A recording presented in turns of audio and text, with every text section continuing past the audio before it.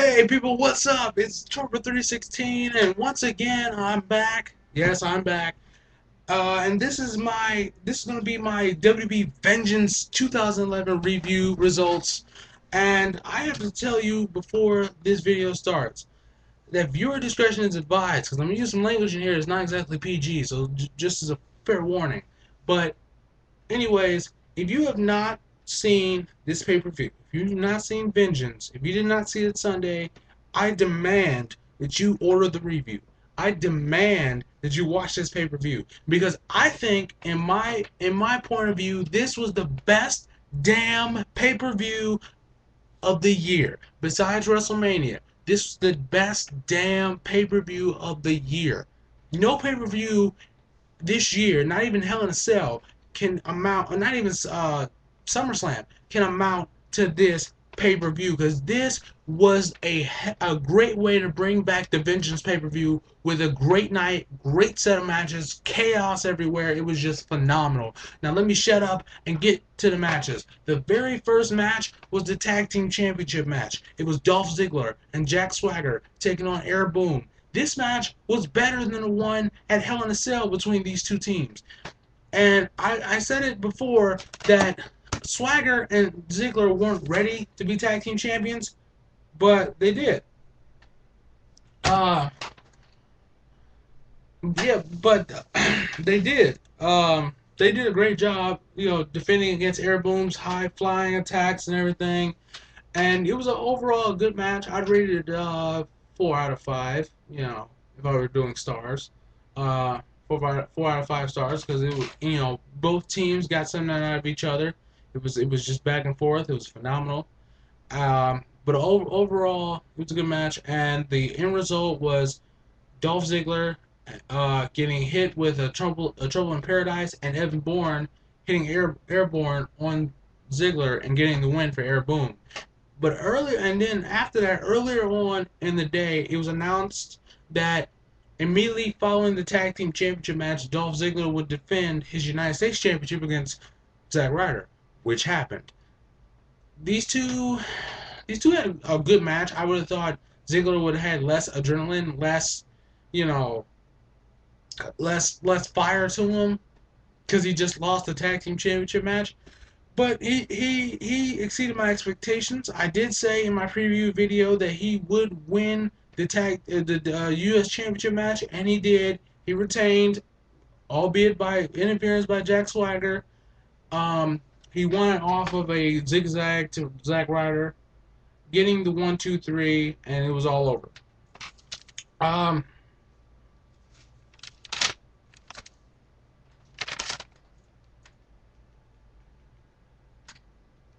sorry.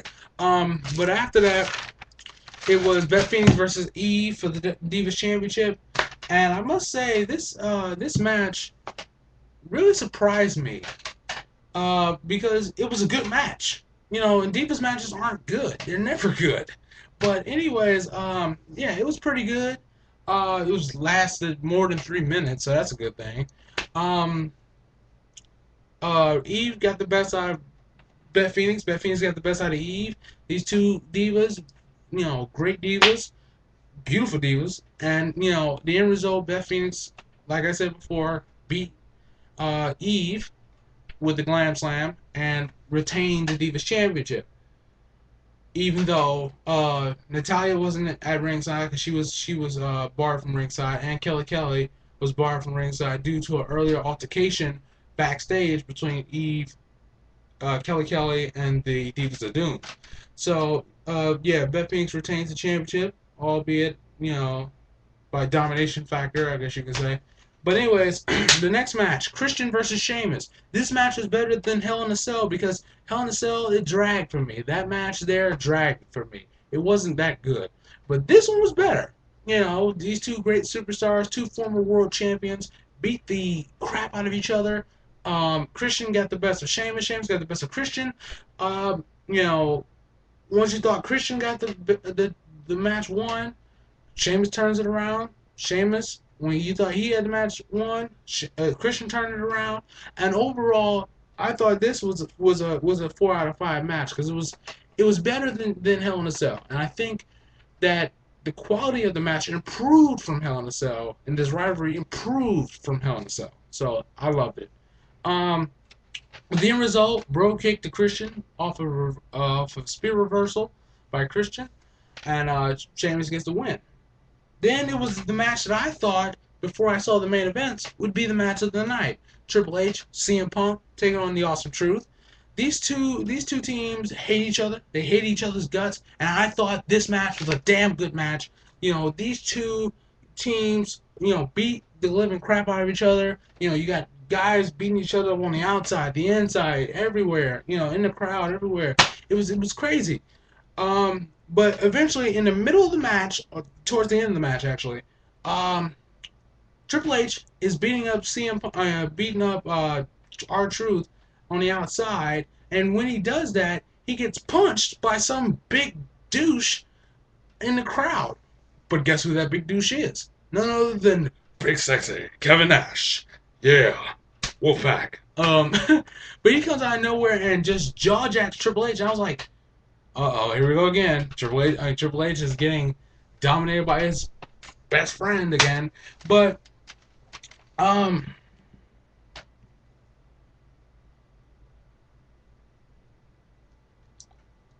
but in the ring, Miz and R-Truth hit this thing they call the Little Jimmy finale, which is the Skull Crusher finale and R-Truth's Little Jimmy special. I guess you can call it the Little Jimmy special. It was a double team. I thought it was pretty good. So these two got the win over Punk and Triple H. Then afterwards, Kevin Nash kept beating up on Triple H, and he hit the jackknife on Triple H. Now here's the thing: when the jackknife was hit, Triple H, I believe he broke his arm, or maybe his neck, or probably his collarbone. Who knows? But it's crazy. I mean, I think it was a good match, and Kevin Nash he just made it even better, just interfering out of nowhere, and that jackknife was hellacious. Yes, I'm using that word again. And Triple H could be injured, and Kevin Nash, I guess he's rehired or whatever. I don't know. Triple H. And for all you fans that have been watching more than, you know, 2, 3, 4 years, people that have been watching 10 years, do you remember the rivalry that started with Kevin Nash and Triple H in 2003 when Kevin Nash had came back, to the WWE from that whole NWO thing? He came back from injury, and Triple H was the leader of Evolution, and he's the World Heavyweight Champion too. And then Triple H I think he was in a match against Shawn Michaels, I believe, and Chris Jericho and Ric Flair and Triple H were all jumping on him, and then Kevin Nash came out and beat up Ric Flair, Chris Jericho, and Triple H all in the same night, and then they eventually went on to face each other at Bad Blood. Well, no, Judgment Day first, and remember the end result of that night was Triple H getting jackknifed through a announce table by the staging area. Then it went to Bad Blood when the two faced off inside Hell in a Cell with Mick Foley as their special guest referee. I remember that especially because I remember the theme song for the pay-per-view, which was Headstrong by Trapped. So, but anyways, I think this could develop into that rivalry again, but just escalate it even farther, and this could be a really, really good, really good rivalry once again. So yeah. And then, just a little side note, they had a little picture of the Undertaker wax figure in the wax museum in San Antonio, and I swear, and everybody else thought that it was really the Undertaker coming back. Like, just looking at him, you really thought it was the Undertaker. Like, whoa! But then again, why would the Undertaker be in? Why would the Undertaker be in the lobby of a wax museum? Like in person. Why would he? Well, why would he do that? It doesn't make no sense.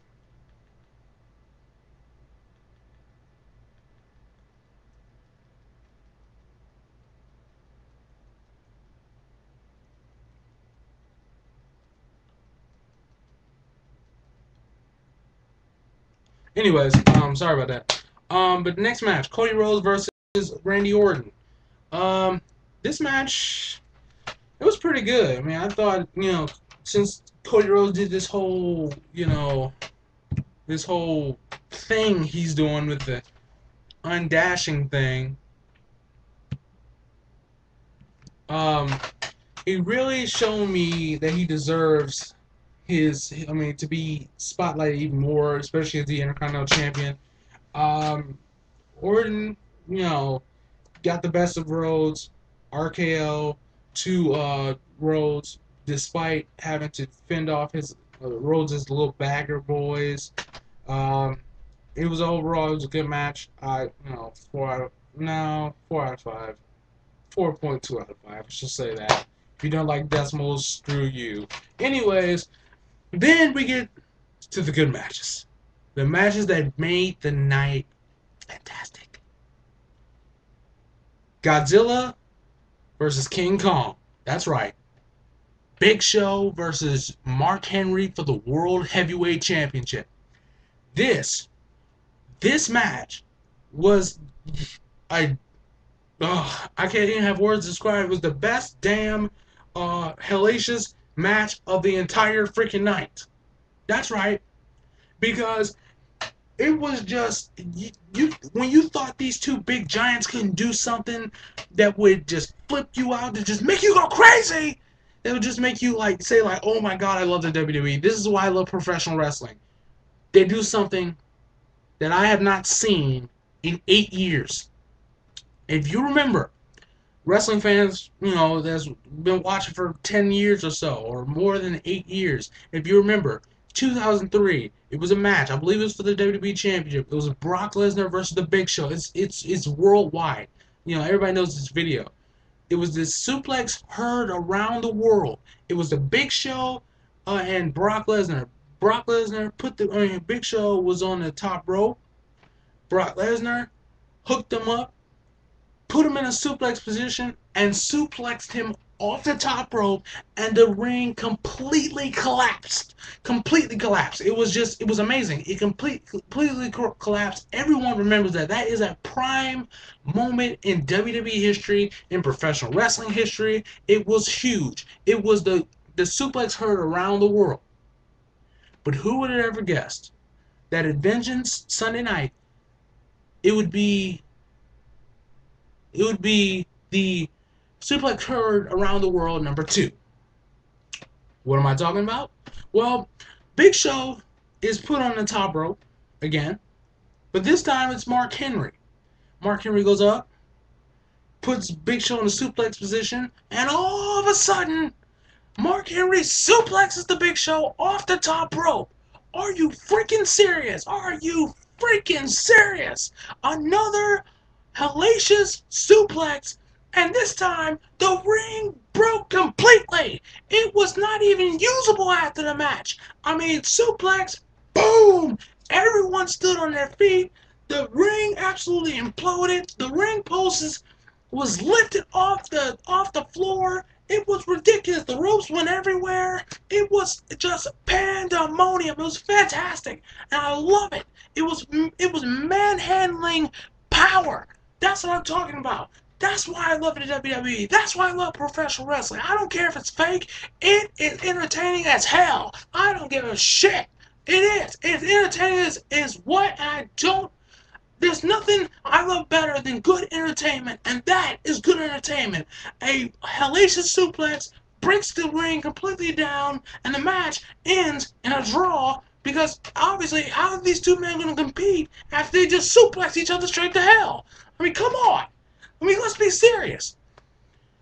But yeah, the match ends in a draw, and wow. I mean, I'm about to lose my voice, because the match was that damn good.